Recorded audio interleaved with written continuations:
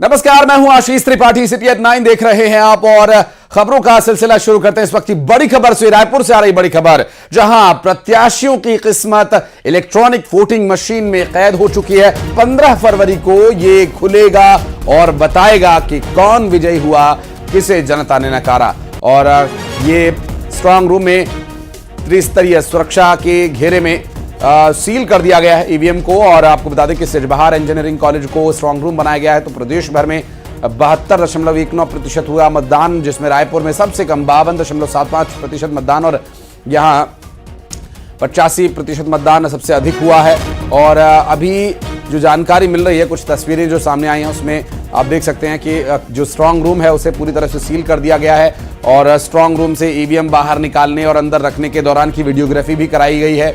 और साथ ही ये जब ईवीएम के काउंटिंग के लिए उसे खोला जाएगा, तो जब स्ट्रांग रूम खुलेगा उस वक्त की भी वीडियोग्राफी की जाएगी। सीसीटीवी कैमरा से निगरानी की जा रही है और सुरक्षा के लिए अधिकारीगण तैनात किए गए हैं।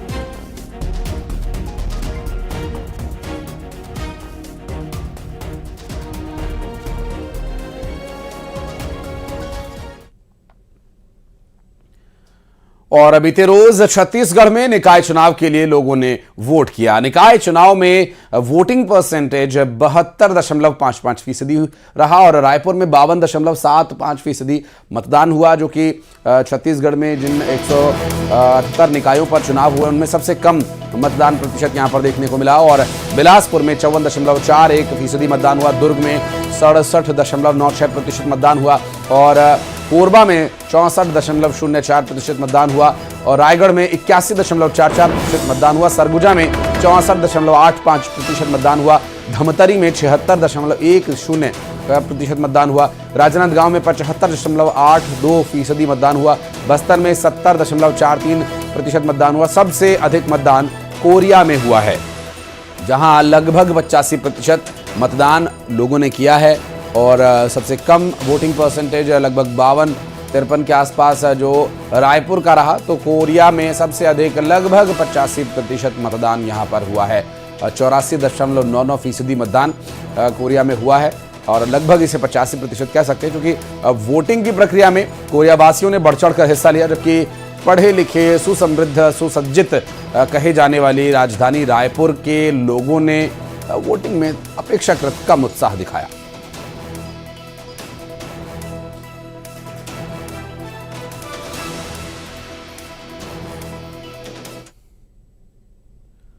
और बढ़ते हैं आगे। बलरामपुर में 1.25 करोड़ से ज्यादा के गबन के मामले में फरार आरोपी को गिरफ्तार कर लिया गया है। 1.33 करोड़ के गबन के मामले में फरार तत्कालीन कंप्यूटर ऑपरेटर को पुलिस ने गिरफ्तार किया है। तत्कालीन कंप्यूटर ऑपरेटर पंकज विश्वास को गिरफ्तार किया गया है। सहकारी केंद्रीय मर्यादित बैंक रामानुजगंज में 1.33 करोड़ के गबन का आरोप है। 1.33 के गबन का यह आरोप है। तत्कालीन शाखा प्रबंधक सहित 4 लोग पहले ही गिरफ्तार किए जा चुके हैं। गबन की राशि से खरीदे गए ट्रैक्टर और पिकअप को भी जब्त कर लिया गया है। किसानों को मिलने वाले कृषि ऋण लाभांश राशि में गबन का यह आरोप है। केंद्रीय सहकारी बैंक मर्यादित रामानुजगंज शाखा में यह गबन हुआ। बलरामपुर से यह पूरा मामला सामने आया, जहां पर करीब 1.33 करोड़ से ज्यादा के गबन के मामले में फरार आरोपी को गिरफ्तार कर लिया गया है। आपको बता दें कि फरार तत्कालीन कंप्यूटर ऑपरेटर को पुलिस ने गिरफ्तार किया, जिसमें पूर्व में भी 4 आरोपियों की गिरफ्तारी हो चुकी थी। एक अन्य आरोपी जो फरार चल रहा था और कई दिनों से लगातार फरार चल रहा था, जिसको पुलिस ने पकड़ा है और पंकज विश्वास जिसका नाम है, और माननीय न्यायालय में पेश किया। माननीय न्यायालय के आदेश पे उसे कोर्ट में पेश करने के बाद जेल दाखिल कराया गया है। और भिंड से आ रही इस वक्त की बड़ी खबर, जहां 126 स्कूल्स की मान्यता को लेकर खतरा मंडरा रहा है। निलंबित किए जाने का मान्यता को आदेश दे दिया गया है कलेक्टर की तरफ से। अपार आईडी बनाए जाने में लापरवाही के मामले पर यह एक्शन लिया गया। तय समय पर अपार आईडी न बनने पर यह कार्यवाही की जा रही है। ये 126 निजी स्कूल्स की मान्यता को निलंबित कर दिया गया है। कलेक्टर का निर्देश आया और ऐसे में अपार आईडी बनाने पर लापरवाही पाई गई थी और समय पर अपार आईडी न बनने पर यह एक्शन लिया गया।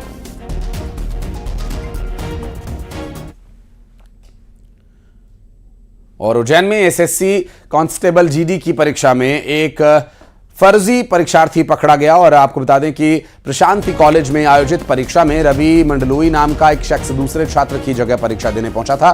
ड्यूटी स्टाफ को शक हुआ, जांच में फर्जीवाड़ा का खुलासा हुआ। आरोपी रवि मंडलोई और धीरज तिवारी को पुलिस ने गिरफ्तार कर लिया है। धीरज ने अपनी जगह परीक्षा देने के लिए 50,000 रुपए में सौदा तय किया था।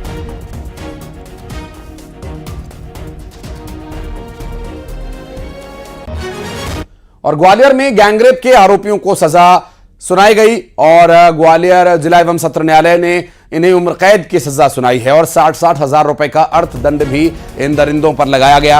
एक बुजुर्ग महिला से रेप का आरोप इन पर था और इस आरोप को सही पाते हुए उन सभी साक्ष्यों की मौजूदगी में 23 मार्च 2021 को अंजाम दिए गए इस गैंगरेप की वारदात के मामले में जिला एवं सत्र न्यायालय ग्वालियर द्वारा एक बड़ा निर्णय लिया गया और उसकी सजा का भी ऐलान किया गया। दोषी ठहराया गया उन सभी आरोपियों को जो बुजुर्ग के साथ रेप की वारदात को अंजाम देने के आरोपी थे और 60-60 हजार रुपए का अर्थदंड भी इन पर लगाया गया है।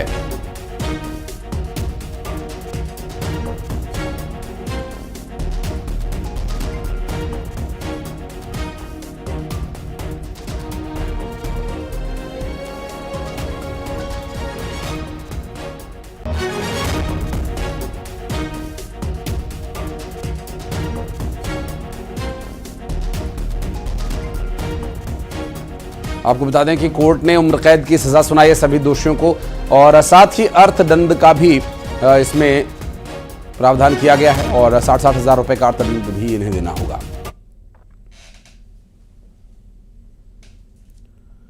और अब एक ऐसी खबर जिसमें सवाल यह उठ रहा है कि आखिर क्यों छत से कूदने पर एक लड़की को मजबूर होना पड़ा, क्यों बस से भी छात्राएं कूदी और सुनसान गली में क्यों बच्ची दहशत में आई। और यह सवाल है जिसकी तफ्तीश ऑपरेशन दरिंदे में की जा रही है।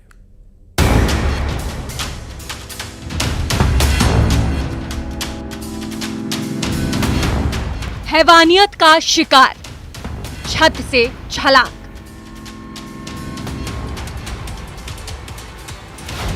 पैर में फ्रैक्चर, रीढ़ की हड्डी पर घाव। इधर गली में शैतान, डरी मासूम।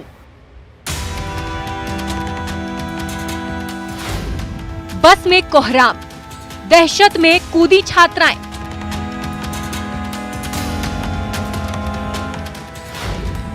घूरती निगाहें, दिमाग में दरिंदगी।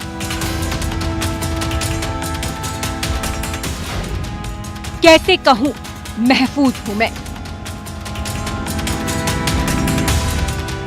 कभी बस में कोई घूरता है तो किसी की बुरी निगाहें पीछा करती हैं। इन निगाहों से कैसे खुद को बचाऊं, कैसे कहूं महफूज हूं मैं। 2 दिनों में एमपी से जो तस्वीरें सामने आई उसने सभी को झकझोर कर रख दिया।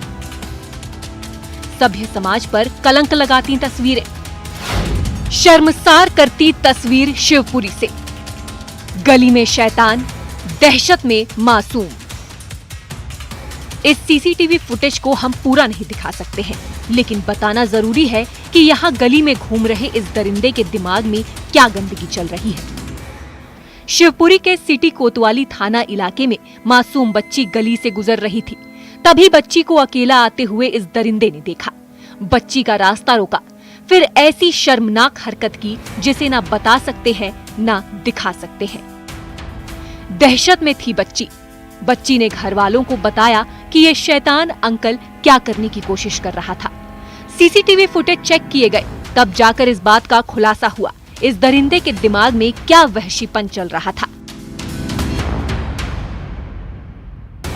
तस्वीर नंबर 2, नरसिंहपुर में छत से छलांग। नरसिंहपुर के करेली थाना इलाके में बालिग लड़की अस्पताल में जख्मी हालत में भर्ती है, जिसके जिस्म पर जख्म है। दहशत के मारे जो छत से कूदी, जिसका पैर फ्रैक्चर हुआ, रीढ़ की हड्डी पर जख्म है, जिसने अपने बयान में बताया कि उसके साथ छत पर एक लड़के ने हैवानियत की, जिससे डर के मारे वो छत से कूदी। करेली थाना अंतर्गत एक गांव में एक युवती जो कि अभी नरसिंहपुर जिला चिकित्सालय में थी, तो उसने ये महिला अधिकारी से रिपोर्ट कराया है कि उसके पड़ोस में ही रहने वाले युवक ने उसके साथ रात में घर में घुसकर गलत काम किया था। और फिर जब उसने अपने को बचाव करने के लिए वो फिर घर की छत से कूद गई। तस्वीर नंबर 3। दमोह में दहशत, बस में कोहराम। इधर कूदी तो ये छात्राएं भी थी। लड़कियां बस में सवार हुई। स्कूल में एग्जाम था, लिहाजा बस में बैठ गई, लेकिन तभी उन्हें किसी अनहोनी का डर सताने लगा। दमोह में छात्राओं का आरोप है कि कंडक्टर ने पीछे का दरवाजा बंद कर दिया। बस में कोई और नहीं था। उसके बाद जब किराया मांगा तो नहीं दिया। दरवाजा बंद होते ही छात्राएं डर गईं और बस से कूद गईं। सुनिए उस दहशत को। इस मामले में बस ड्राइवर, कंडक्टर समेत 2 अन्य आरोपियों को गिरफ्तार किया गया है। तीनों शहर की तस्वीरें सवाल बनकर खड़ी हैं, जो झकझोर देती हैं। नरसिंहपुर में आशीष जैन, शिवपुरी में अशोक अग्रवाल और दमोह में आशीष जैन के साथ। Bureau report, news 18, Madhya Pradesh, Chhattisgarh. और एसटीएफ की टीम इस वक्त मुरैना पहुंची है, जहां पर सीएम योगी को धमकी मामले की जांच ये एसटीएफ करेगी। दरअसल एक शख्स ने फोन पर सीएम योगी को धमकी दी थी और धमकी देने वाले शख्स को अब गिरफ्तार कर लिया गया है। खुफिया विभाग के अधिकारियों के पास ये कॉल आया था। आरोपी शख्स ने यूपी एसटीएफ ने 10 घंटे की पूछताछ आरोपी शख्स से की है और आपको ये जो तस्वीरें हम दिखा रहे हैं, तस्वीरों में दिखाई दे रहा शख्स ही बताया जा रहा है कि आरोपी है और इसी ने योगी आदित्यनाथ के संबंध में धमकी भरा फोन किया था। कॉल मैंने किया तो फोन पर बात हुई मेरी। मैंने कहाँ से बोल रहे हो? कि हम यूपी से बोल रहे हैं। हमें योगी जी से बात हो जाएंगी कि योगी जी से तो बात नहीं होगी, पर हम योगी जी के यहाँ से ही बोल रहे हैं।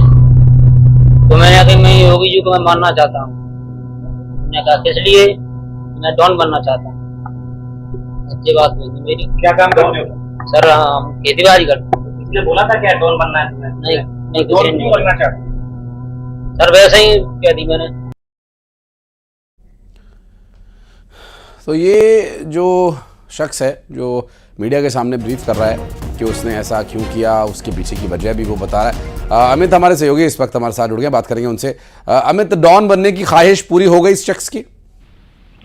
बिल्कुल, आपने ठीक कहा कि डॉन बनने की इसकी ख्वाहिश थी और इसने डॉन बनने के चलते हुए सीधा यूट्यूब से एक नंबर निकाला और वो नंबर योगी यानी कि जो उत्तर प्रदेश के मुख्यमंत्री हैं योगी आदित्यनाथ, उनके एसटीएफ की टीम के जो जवान थे उनके पास सीधा कॉल ठोक दिया और इसने सीधा कहा कि मुझे योगी जी से बात करनी है। टीम ने पूछा कि आपको योगी जी से क्यों बात करनी है और क्या कारण है? तो इसने सीधा कह दिया कि मुझे योगी जी के मर्डर करना है, यानी कि उनको मारना चाहता हूं और जिसका मुख्य कारण है कि उसे डॉन बनना था, क्योंकि ये सब उसने मीडिया के सामने भी रखा है।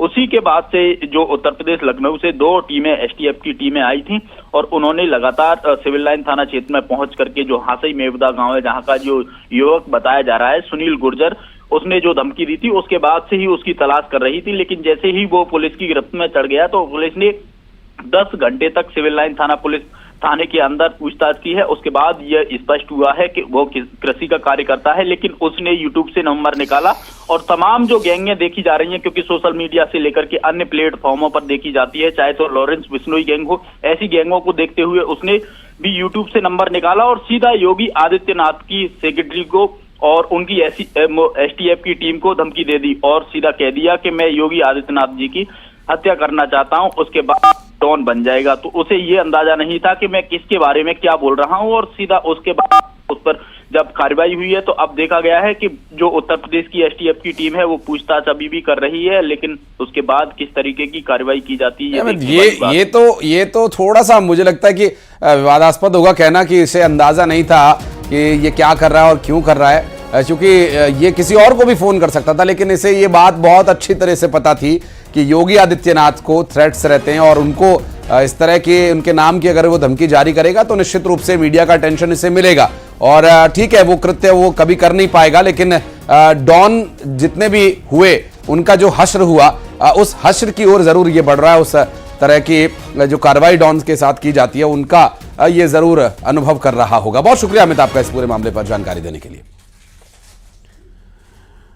और अंबिकापुर में छात्रों की फेयरवेल पार्टी का एक वीडियो सामने आया। फेयरवेल पार्टी स्कूल में अलग हुई, उसके बाद ये स्कूल से बाहर निकले और माँ बाप की गाड़ी कमाई से खरीदे हुए जो वाहन हैं उन वाहनों को रौंदना शुरू कर दिया और उन्हीं वाहनों से ट्रैफिक नियमों की धज्जियां भी उड़ाई गई। कुछ किराए पर लेकर गए थे, कुछ अपनी और कुछ अपने माँ बाप की। तो फेयरवेल पार्टी के दौरान मुफ्त का चंदन घिस मेरे नंदन, यहां कुछ और भी लोग इसमें चढ़ गए और गाड़ियों पर लटक लटक कर स्टंट करने लगे। ये वीडियो सोशल मीडिया पर वायरल हो रहा है और अब इस पूरे मामले में गांधीनगर पुलिस वीडियो के आधार पर कार्रवाई में जुटी है।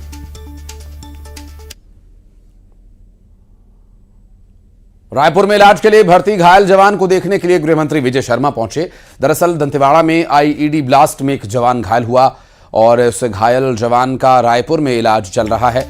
और दरअसल यहां रनपुर में कमल पोस्ट के पास सर्च के दौरान नक्सलियों के द्वारा इम्प्लांट किए गए आईईडी की चपेट में आने की वजह से सीआरपीएफ के जवान एमएन शुक्ला को रायपुर लाया गया है और घायल जवान का रायपुर में इलाज जारी है।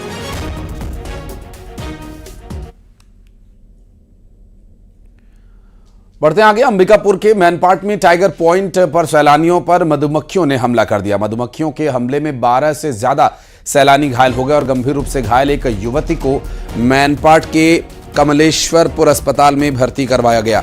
मधुमक्खी के छत्ते में पक्षियों के टकराने से मधुमक्खियां यहां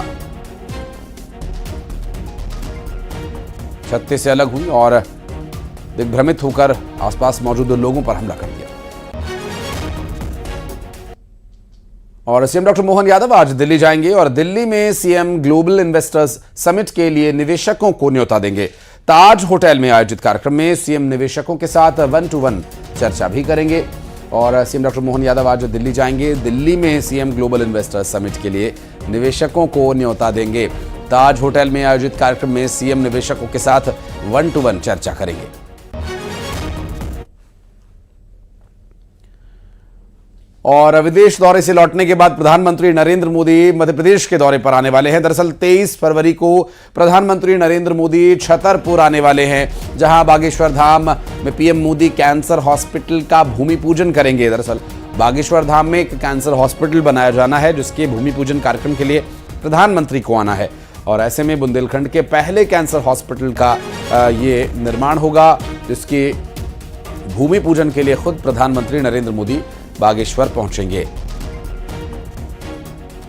कैंसर हॉस्पिटल का भूमि पूजन 23 तारीख को है। प्रशासनिक तैयारियां तो चल रही हैं, हमारी तरफ से भी तैयारियां चल रही हैं। अगर वो बुंदेलखंड की धरती पर जो सबसे बड़ा उपहार बुंदेलखंड के लिए होगा, ये कैंसर हॉस्पिटल का बागेश्वर धाम परिवार का, लगभग हमको जो प्रशासन ने बताया है उसके आधार पर तो तय है। और जैसे ही लेटर जारी होगा तो उस बात को परिपक्व रूप से आप पूर्णतया सत्य माने। और छत्तीसगढ़ के मुख्यमंत्री अपनी कैबिनेट समेत महाकुंभ में पवित्र स्नान के लिए जाने वाले हैं। आपको बता दें कि अपने मंत्रिमंडल के साथियों के साथ, कुछ विधायकों के साथ वे प्रयागराज जाएंगे और महाकुंभ में साय कैबिनेट अमृत स्नान करेगी। और कुछ कांग्रेस के भी विधायक साथ जा सकते हैं और इसके लिए अब तैयारियां लगभग हो चुकी हैं। और साय कैबिनेट के सदस्यों के साथ कुछ कांग्रेस के भी विधायक कुंभ स्नान के लिए जाएंगे। महाकुंभ में पवित्र आस्था की डुबकी लगाने के लिए प्रयागराज जा सकते हैं। और ये जानकारी मिल रही है कि इस यात्रा में कैबिनेट के साथ कुछ कांग्रेस के विधायक भी जा सकते हैं। कल प्रदेश के मुख्यमंत्री अपने कैबिनेट के सहयोगियों और अपने सदन के कुछ और सहयोगियों, जिसमें कांग्रेस के भी कुछ विधायक शामिल हो सकते हैं, उनके साथ प्रयागराज में कुंभ स्नान के लिए जाएंगे।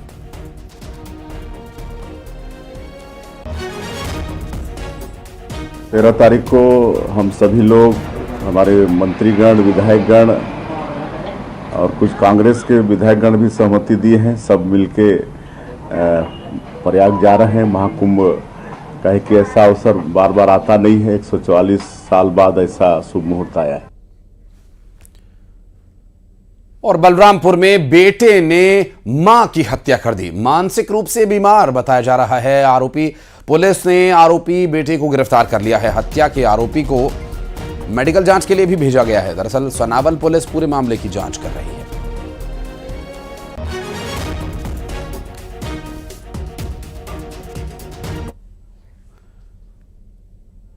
और अब आपको दिखाते हैं टॉप 20।